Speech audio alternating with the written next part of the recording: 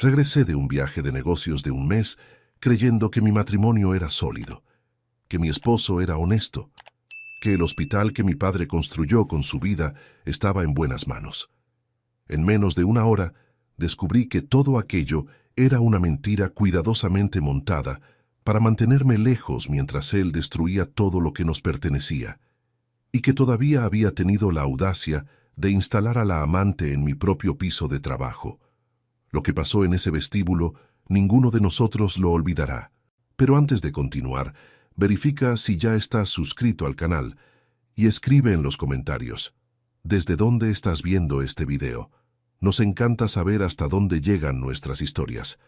El avión aterrizó a las 11 de la mañana y yo todavía tenía el olor a hotel en el cabello.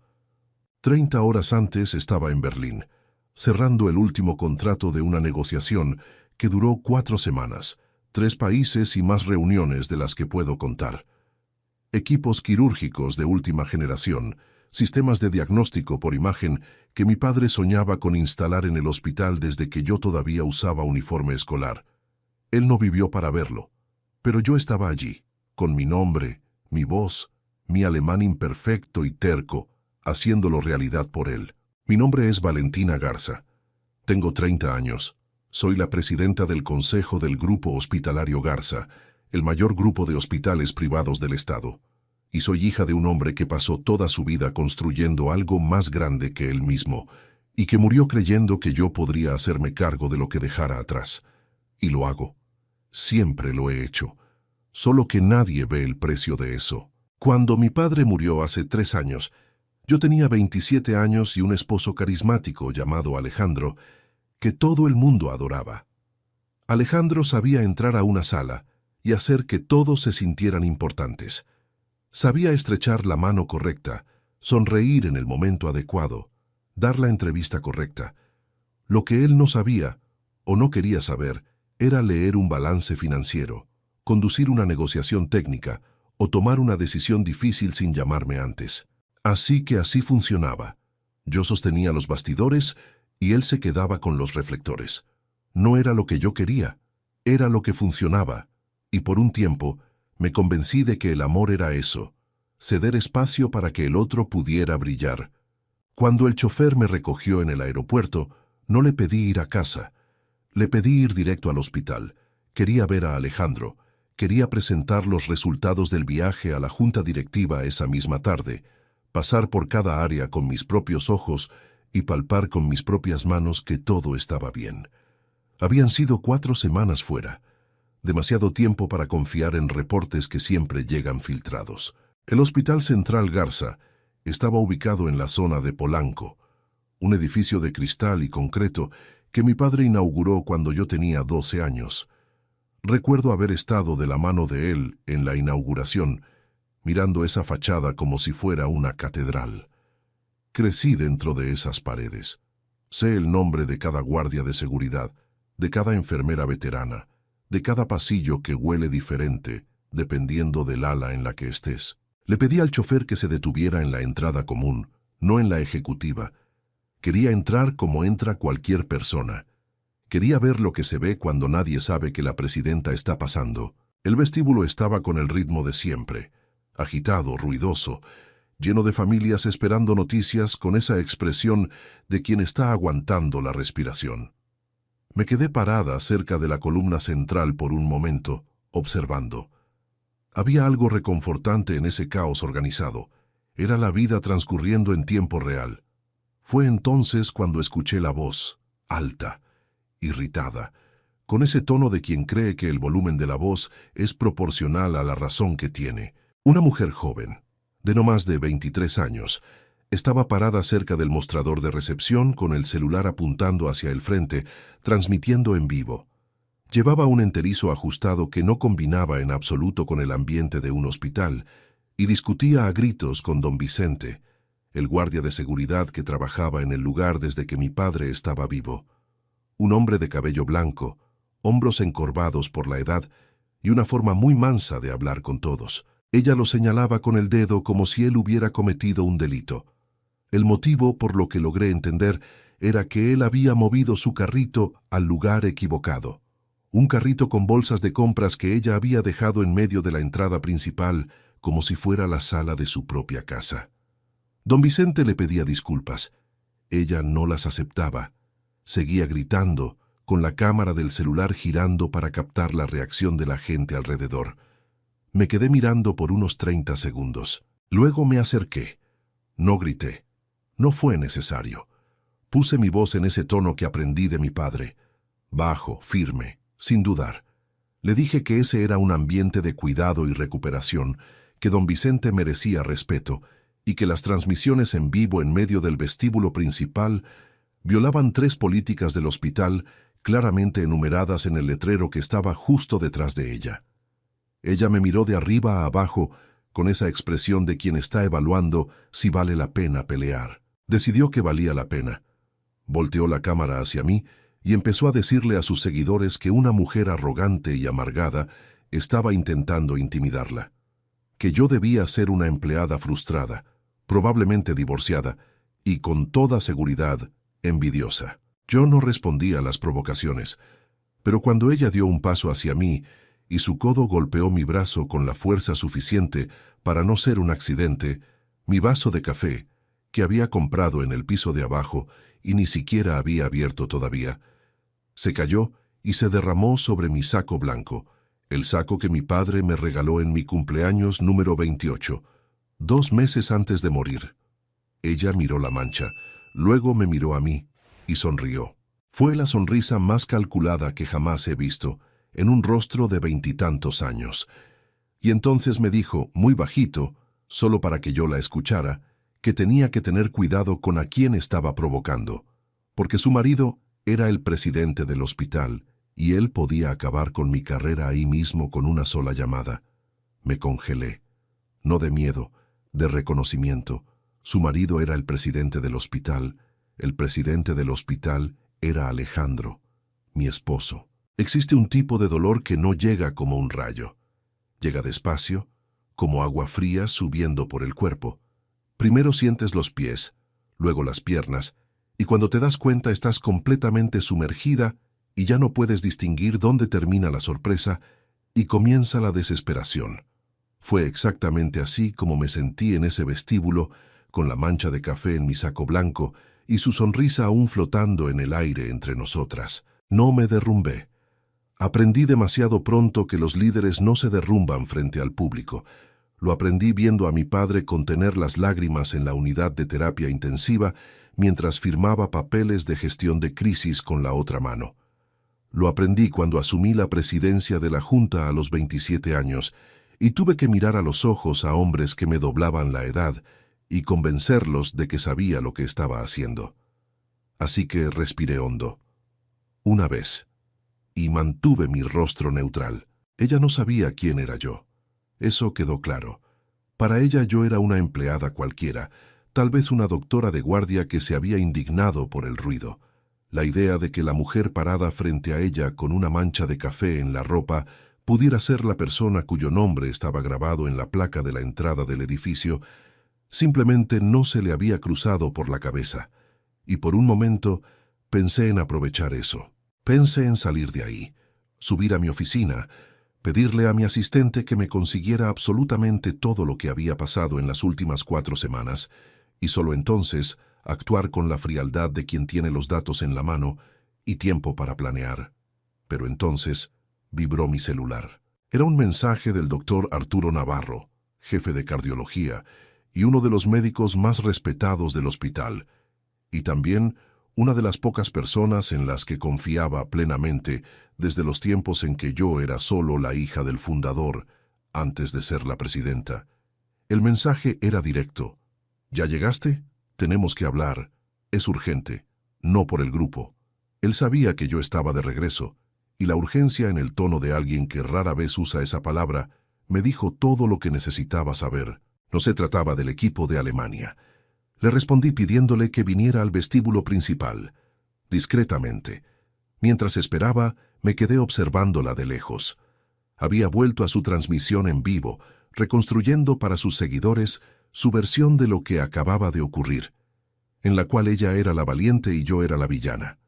Don Vicente Se había alejado con esa dignidad silenciosa de quien ya ha visto mucho, y sabe que lo mejor es no echarle leña al fuego. Me acerqué a él antes de que llegara Arturo. Puse mi mano en su brazo y le dije en voz baja que no tenía que pedirle perdón a nadie, que el error no era suyo, que yo lo iba a resolver.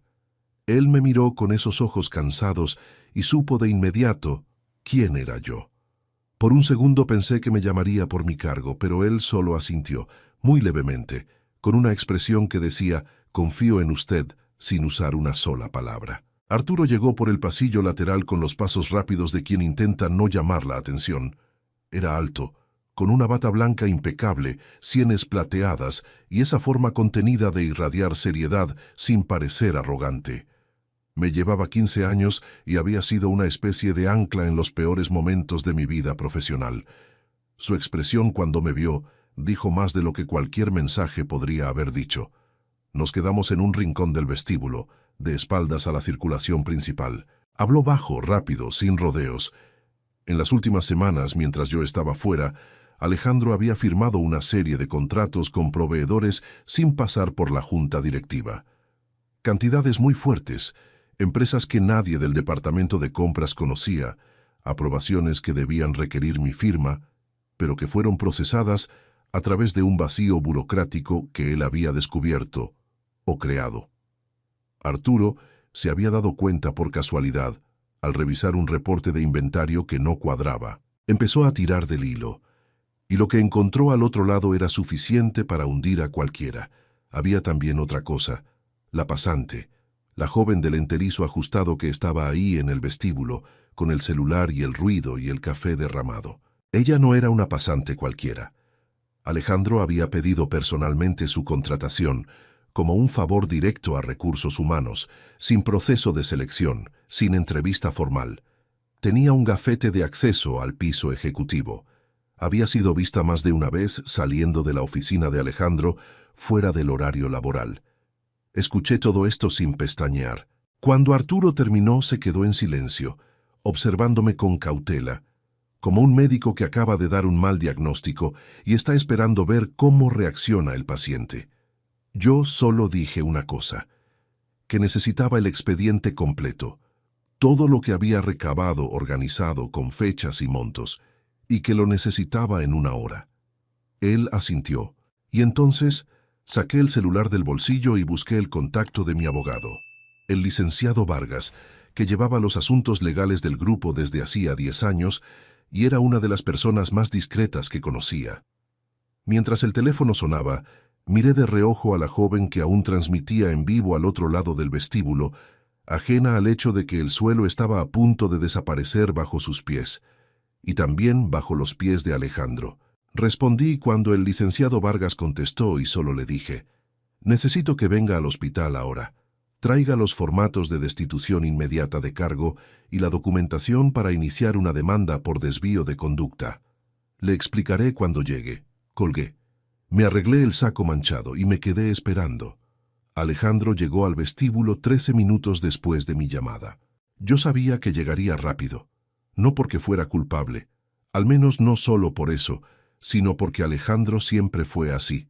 Cuando sentía que el terreno temblaba, su estrategia era aparecer antes de que el daño fuera demasiado visible, sonreír y convencer a todos de que todo estaba bajo control.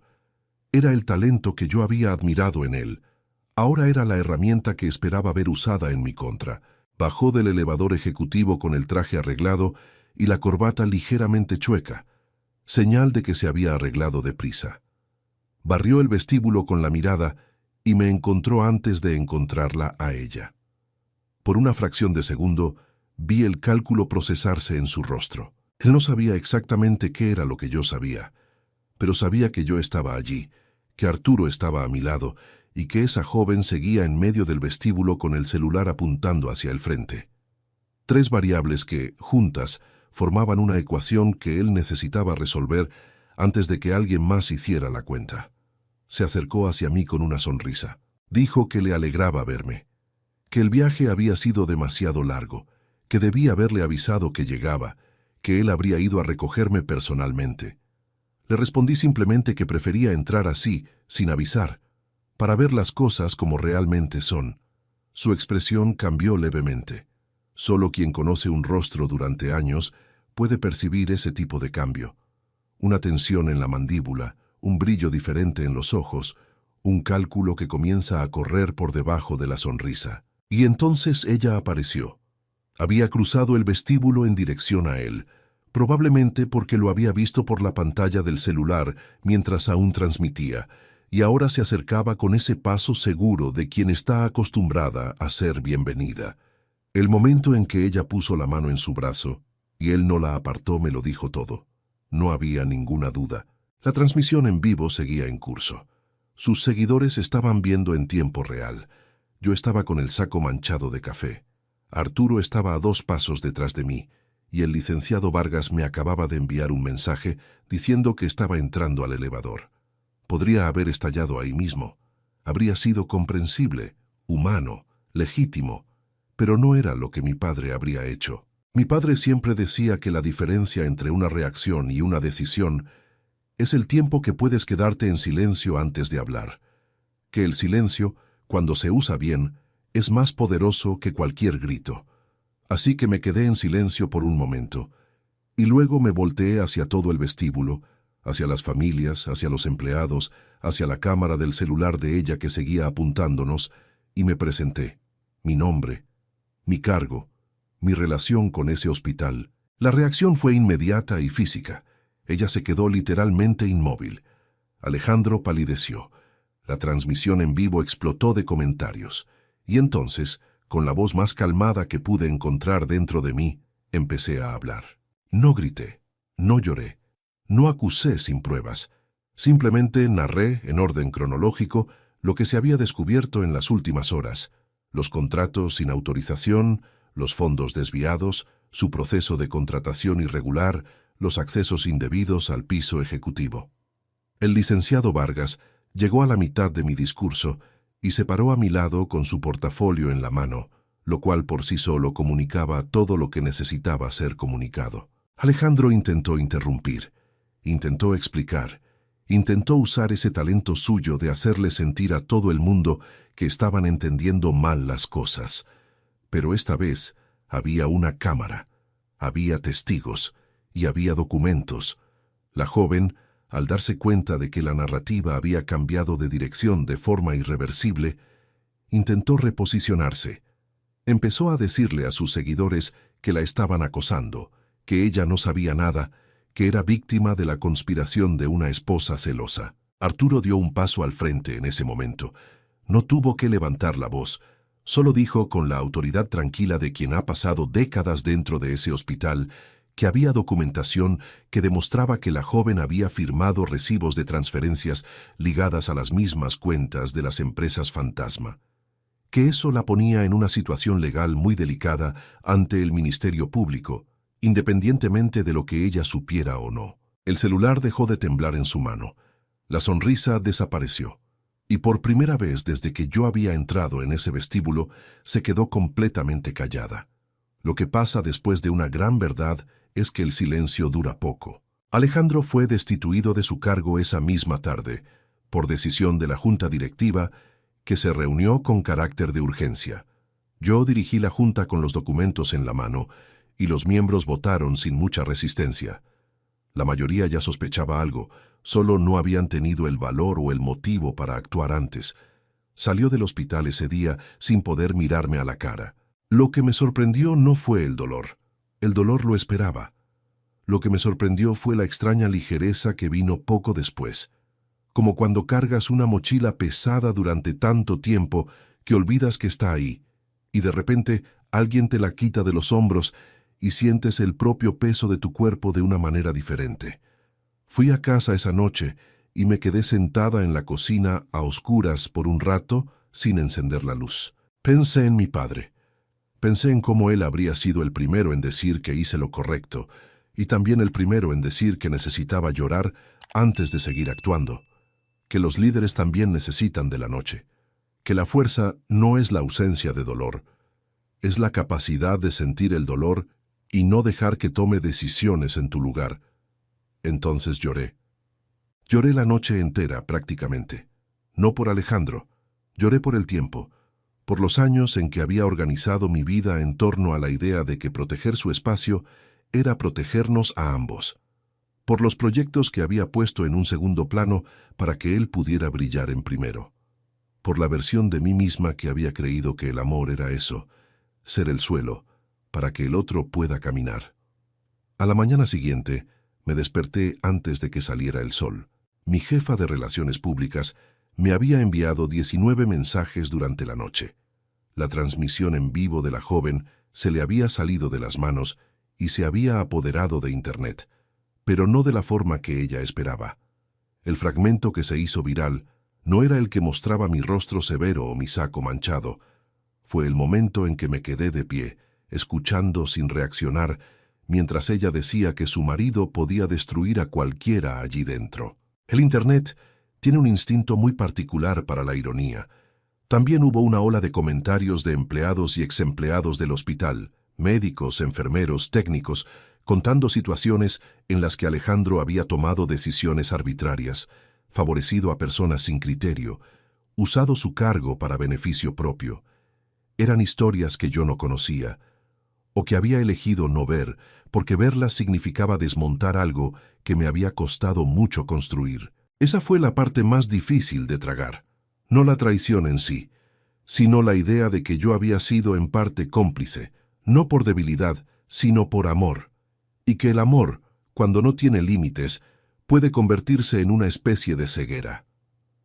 Convoqué a una conferencia de prensa para esa misma tarde, no para defenderme, no para atacar a Alejandro públicamente, sino porque entendí que el hospital era más grande que cualquier escándalo personal mío, y que la institución merecía una voz oficial, clara y responsable, no el vacío de información que alimenta los rumores. Arturo me acompañó.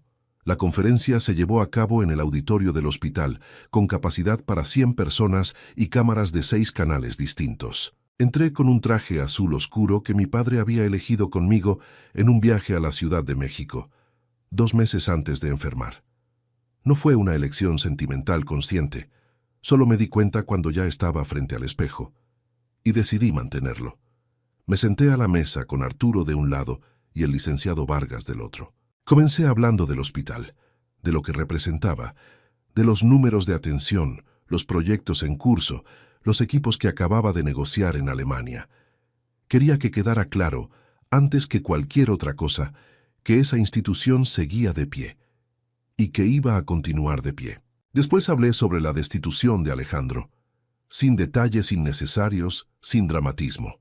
Hechos, cronología, consecuencias. Dije que había una investigación interna en curso y que las autoridades competentes habían sido notificadas, que cualquier persona con información relevante podía acudir a los canales oficiales del grupo. Y entonces, un reportero preguntó por Arturo. Era la pregunta que yo esperaba. Las redes sociales habían transformado su presencia a mi lado en el vestíbulo en una narrativa paralela. El doctor que me defendió, la mirada que me había lanzado, el gesto de ponerse al frente cuando la situación se puso tensa. Alguien había editado las imágenes y creado una historia que resultaba conveniente, romántica y completamente distorsionada. Antes de que yo pudiera responder, Arturo tomó el micrófono y dijo la verdad. Dijo que había trabajado con mi padre durante 12 años, que me había visto crecer dentro de ese hospital, que había pasado las últimas 4 semanas recabando información y armando el expediente no porque hubiera algo personal entre nosotros, sino porque le había hecho una promesa a un hombre que respetaba, que cuidaría de ese lugar y de la gente que dependía de él. Dijo que lo que sentía por mí era admiración y respeto, y que ambos eran legítimos, independientemente de cualquier romanticismo que el Internet quisiera ver. La sala se quedó en silencio por un segundo, y entonces añadió que también había algo más que no iba a ocultar, que me admiraba como mujer, no solo como profesional, pero que jamás había permitido que ese sentimiento interfiriera en nada, porque no era el tipo de hombre que confunde la admiración con la oportunidad. Fue una de las cosas más honestas que he escuchado decir en público, y fue también el momento en que me di cuenta, con una claridad que me asustó un poco, de que yo lo admiraba a él desde hacía más tiempo del que quería admitir. Pero ese no era el momento para eso. Terminé la conferencia agradeciéndole al equipo del hospital, a los pacientes que confiaban en el grupo y a los profesionales que habían mantenido todo funcionando mientras el escándalo sucedía a su alrededor. Y anuncié formalmente que el doctor Arturo Navarro asumiría la dirección médica con poderes ampliados mientras la reestructuración administrativa estuviera en marcha. Los aplausos que siguieron no fueron por cortesía, fueron de alivio.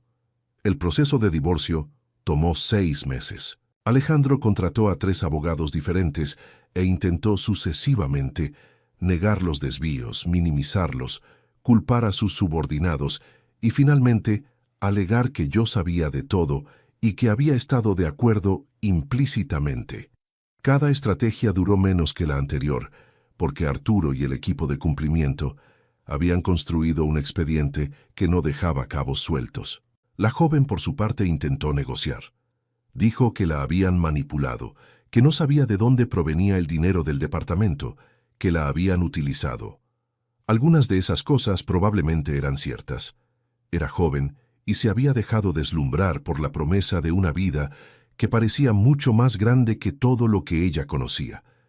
Pero la verdad y las consecuencias no son lo mismo, y las consecuencias llegaron de todas formas. El departamento fue embargado, las transferencias rastreadas.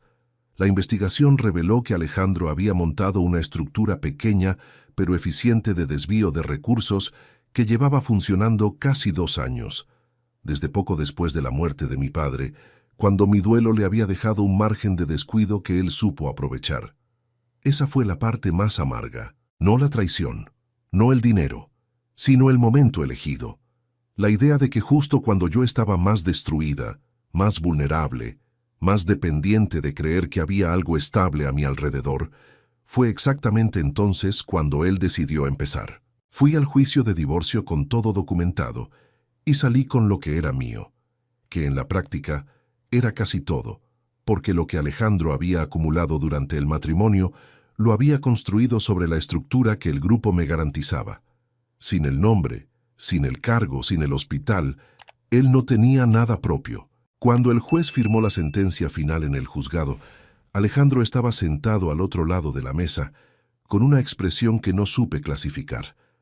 No era enojo, no era remordimiento exactamente. Era la expresión de quien finalmente dejó de correr y se dio cuenta de dónde estaba. Yo firmé sin ceremonia. Salí a la calle con el sol dándome de frente y me quedé parada en la banqueta durante 1 minuto, respirando. Era una tarde de miércoles cualquiera. Carros pasando. Un puesto de periódicos en la esquina. Un perro atado a su correa mientras su dueño hablaba por celular. La vida seguía como si nada hubiera pasado. Y de cierta forma, era exactamente eso. Llamé a mi madre. Luego llamé a mi asistente y le dije que estaría en el hospital al día siguiente a las 8. Y después me fui a caminar sin rumbo fijo por unos 40 minutos, que es algo que rara vez hago y que mi padre siempre insistió en que era necesario. Él tenía razón, como casi siempre. 2 años después de aquel episodio en el vestíbulo, el Hospital Central Garza era un lugar diferente. No diferente por fuera. La fachada de cristal era la misma, el logo era el mismo, el olor a desinfectante en los pasillos era el mismo, pero diferente por dentro, en la forma en que la gente se movía en su interior, con menos miedo, con más claridad sobre lo que se estaba haciendo y por qué. Arturo había transformado la dirección médica en un modelo que otros grupos hospitalarios empezaron a estudiar, no porque fuera revolucionario en teoría, sino porque era congruente en la práctica: reuniones con el equipo, transparencia en los indicadores, toma de decisiones compartida, cero tolerancia para el tipo de arbitrariedades que Alejandro había normalizado. Yo seguía como presidenta del consejo, pero de una manera distinta, más presente, menos esclava de la idea de que necesitaba ser invisible para que otra persona pudiera brillar. Aprendí, de la forma más cara posible, que hacerle espacio a alguien más no te puede costar el tuyo propio. La joven del enterizo ajustado desapareció de las redes sociales unos meses después del escándalo. Supe por alguien de recursos humanos que había regresado a la ciudad donde creció. No sentí ninguna satisfacción al enterarme. Sentí esa cosa extraña que sientes cuando una historia que pudo haber terminado diferente termina de la peor manera posible, no porque el mundo sea cruel, sino porque las decisiones tienen peso, y a veces el peso es más del que la persona puede cargar. Alejandro cumplió una condena reducida tras llegar a un acuerdo con la fiscalía. Supe que estaba viviendo en otro estado, empezando de nuevo de alguna manera de la que desconozco los detalles. No le seguí la pista. No había motivo para hacerlo. Una noche de septiembre, Arturo me invitó a cenar. No fue una sorpresa. Había una tensión muy particular entre nosotros que ambos habíamos elegido, con cuidado y respeto mutuo, dejar que se asentara antes de hacer cualquier cosa. Pero habían pasado 2 años. Yo había ido a terapia, había llorado lo que tenía que llorar, había aprendido a dormir sin la sensación de que algo fundamental se estaba desmoronando a mis espaldas. Él eligió un restaurante pequeño cerca del río, con una mesa al fondo y luz tenue. A la mitad de la cena, sin demasiados rodeos, me dijo que había esperado porque sabía que yo necesitaba tiempo. Que había esperado también porque quería estar seguro de que lo que sentía no era resultado de la crisis, sino algo que ya existía antes de ella y que seguiría existiendo después. Y que ahí seguía, no le respondí de inmediato. Me quedé mirándolo por un momento. Al hombre que había armado un expediente mientras yo estaba en Alemania, por amor a una promesa hecha a mi padre. Al hombre que se había mantenido de pie a mi lado en un vestíbulo lleno de cámaras sin pedir nada a cambio. Al hombre que sabía mi nombre desde antes de mi cargo y que había aprendido a respetar ambos por separado. Y entonces sonreí y le dije que sí. No con la ligereza de quien nunca ha sido lastimada, sino con la solidez de quien se ha lastimado, ha entendido lo que aprendió y ha elegido, con los ojos bien abiertos, dar un paso hacia adelante. Mi padre solía decir que el hospital que construyó era, por encima de cualquier cosa, un lugar de recuperación, que el mayor milagro de la medicina no era salvar a quien estaba al borde del final, era ayudar a la gente a aprender a vivir de nuevo después de que pasa la crisis. Me tomó 2 años entender que esa frase también se trataba de mí, pero lo entendí. Y hoy, cuando entro por esa fachada de cristal a primera hora de la mañana, con el sol aún bajo y el vestíbulo apenas despertando, ya no entro como alguien que carga con el peso de tener que demostrar algo. Entro como alguien que pertenece allí, y eso, he descubierto, hace toda la diferencia. Ahora bien, si te gustó esta historia, haz clic en suscribirte y dime en los comentarios, ¿qué parte te dejó con la boca abierta? Y no olvides hacerte miembro para tener acceso a videos exclusivos que no publico aquí. Allá te espero.